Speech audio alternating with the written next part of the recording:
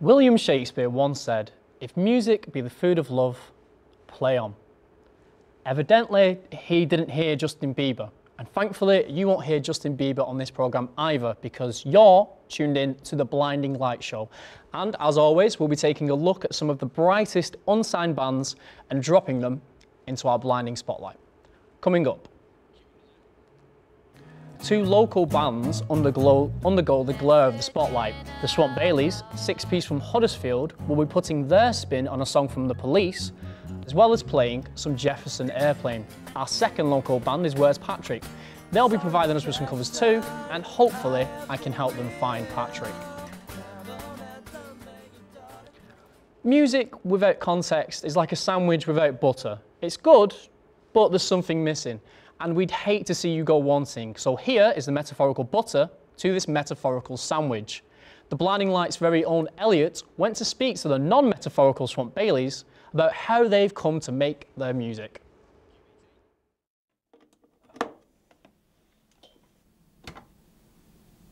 It's definitely flat, come on.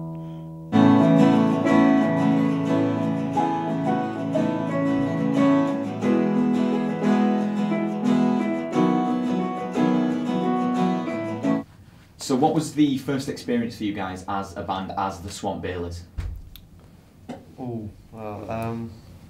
Well, the first actual experience was sort of, okay, come and stand up at the front in groups. We kind of got formed into bands in this module. And the first band practice was, well, that was quite an interesting one, wasn't it? Yeah. I don't know what we did.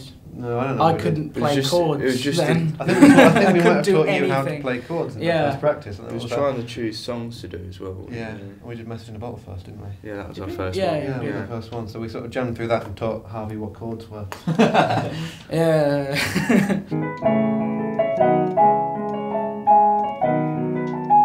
You've mentioned the songs that you played, and I want to ask about why you chose them. But first, before we get to that, is where did that name come from? Where is that from? Right. There are many theories. There are we should probably tell the truth, There's a guy on our course that the first day we saw him, he sort of dresses a bit unusually. He's kind of bald with a ponytail, and for the first time we saw him, Harvey and Calvin, the bassist, said he looks a bit like Bill Bailey if he was born in a swamp. So we called him Swamp Bailey, and it's just been a name. We know him really well now. We call him by his actual name. And, he doesn't know we call him this, but we kind of just sort of stuck that name on as. Yeah, it's because he was wearing like proper khaki everything. Yeah, green clothes I and baggy. Yeah, it just kind of popped up. But he keeps coming in and like interesting stuff. Where like, he's wearing a hood and like a cape. So he came in in some really dark clothes. Yeah, Darth Bailey. He came in looking a bit like a kind of evil Jedi. The Sith. Sith. Yes. Yeah. Sorry. Yeah. Evil Jedi. And the songs that you played, the Message in a Bottle and Somebody to Love, obviously you've added your own little spin to it. What was the choice in those two specifically? Somebody to Love is a very strange choice to make into the performance that you did. Was your suggestion? Yeah, I suggested it just because I was listening, was trying to find a new song to do, and it just popped up. I listened to an electronic remix of it by Boogie Pimps, and I was like, that's a great vocal line, and I thought it would suit our vocalist Beth. So I thought, well, I listened to the original because that would probably be a bit more easier for us to do with all the instrumentation in it. So I picked it, showed it to Johnny, showed it to everyone else, and everyone was like, yeah, we'll do that. And we was doing it, and because it's quite a straightforward song and it's quite quick. There wasn't really a kind of spark, Yeah. like most songs when we're doing an arrangement, the sort of something we go, oh yeah, that sounds really good, we'll change it to that. It didn't really happen to start with. Yeah. Well, I think we were sort of missing something for quite a while. We're like, we need something to make this more unique. That's when I came up with the intro section with me on the backing vocals, unfortunately. With the vocal parts. And then we added in the end section as well, just to give it a bit of a change right at the end. Because it's quite a straightforward sort of, here's a verse, here's a chorus, here's a verse, here's a chorus, they're all the same, really. And then we just sort of went into a different time signature and messed around with it, and it kind of just developed that way. And Message in a Bottle, where did that? Because it's a hard song. The original is difficult, and obviously it was a task to. Yeah, it actually came from, I did I arranged and did sound for and played at and did everything. It was really good. For an 80s night at my school last July, just before I left, and there was a band that did a really good acoustic version of it, of Message in a Bottle, and I kind of went, I'd like to do something a bit like that.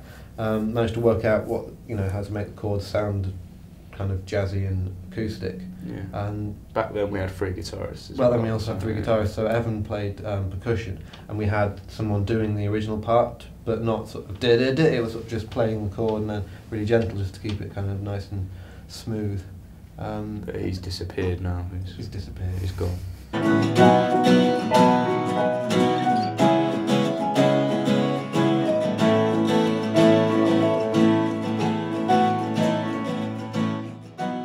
It's all well and good talking the talk, but can they walk the walk? And I don't mean just the ability to move their legs.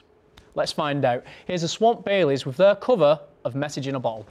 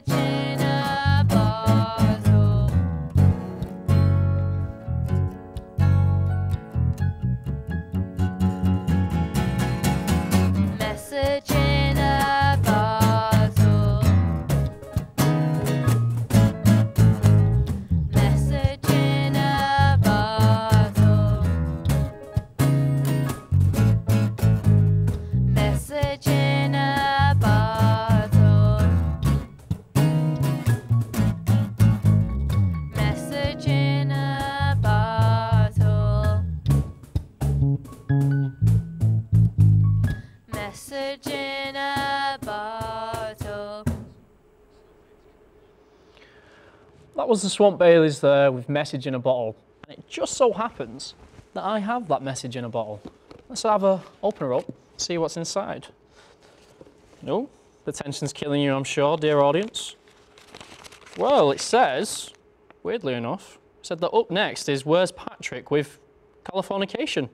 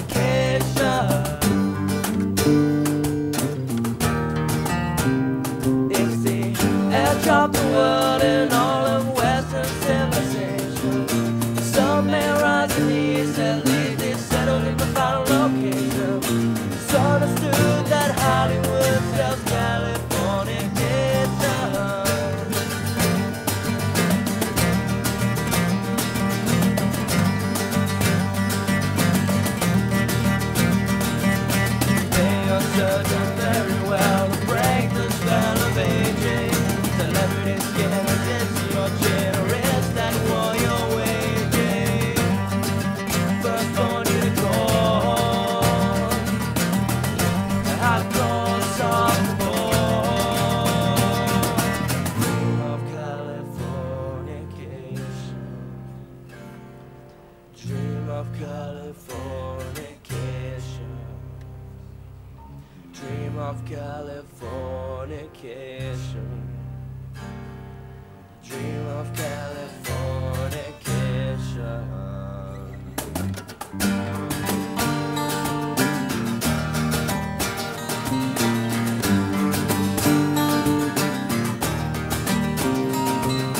Space may be the final frontier, and it's made in a Hollywood paper. The they can do is feel, sing a song from station to station. And gonna run not far away, it's Californication.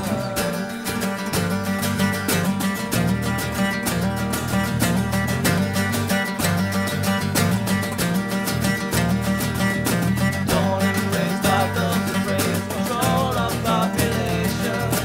Everybody's been there, and I've all been on vacation. Firstborn unicorn, hardcore softcore. Dream of Californication. Dream of Californication.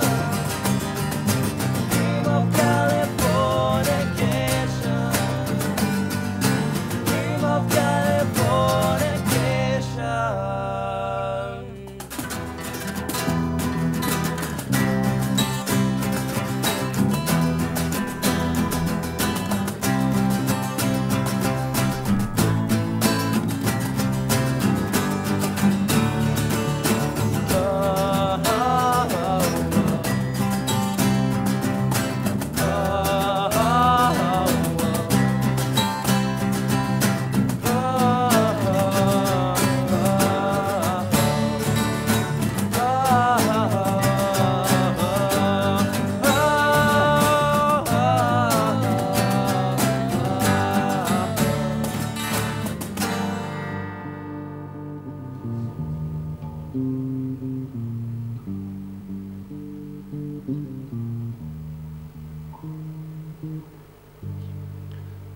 So that was the Red Hot Chili Peppers, reincarnated as a band from Huddersfield.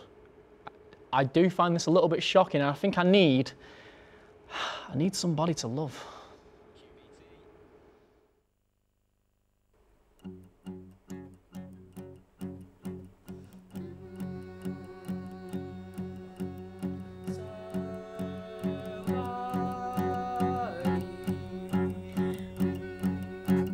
Somebody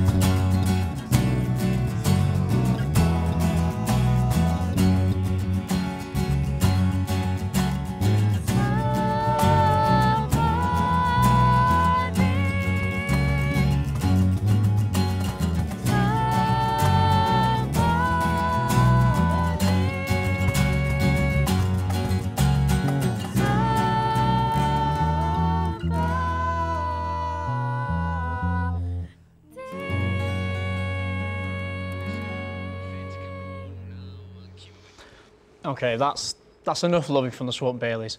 I think it's time we get to know a little bit more about our second band, Where's Patrick? Well, we were supposed to have our Where's Patrick in for an interview, but I've just been informed that there's no chance of getting them in. So I'll quickly inform you that the name for the band originally came from one band member named Patrick being so unreliable. And judging by the situation we're in now, they're probably all called Patrick. But the show must go on. So, have you ever had to apologise to your lover's mother? It's not just a case of saying sorry and Bob's your mother's brother. Love is a little bit more complex. Probably the best way to apologise is through song, as Where's Patrick unbelievably all showed up to demonstrate.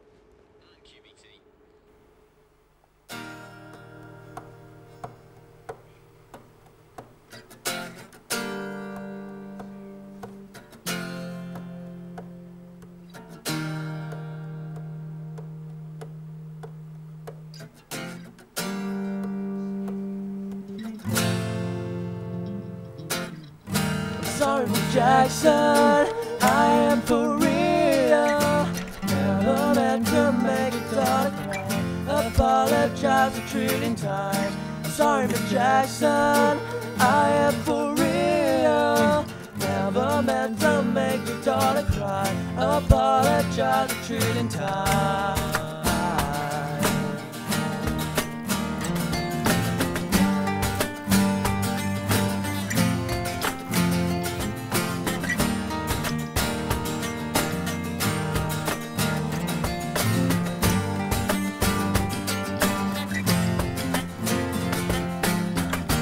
Sorry, Miss Jackson, I am for real. Never meant to make your daughter cry. Apologize a trillion times. Sorry, Miss Jackson, I am for real. Never meant to make your daughter cry. Apologize a trillion times.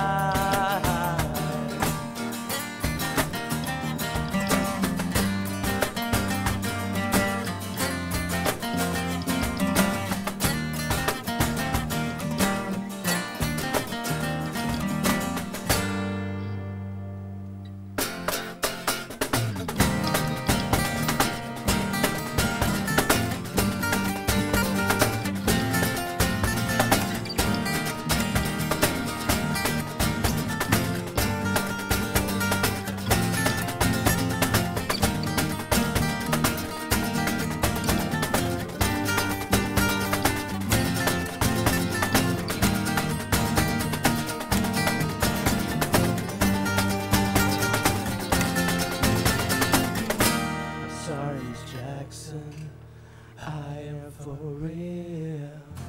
Never meant to make your daughter cry. Apologize a trillion times. I'm sorry, Miss Jackson, I am for real. Never meant to make your daughter cry. Apologize a trillion times. I'm sorry, Miss Jackson.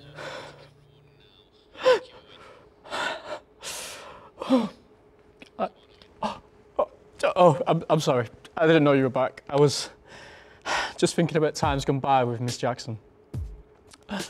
However, that's all we've got time for on today's show. Now, if you'll excuse me, I have to go find someone and apologise. I'll see you next time.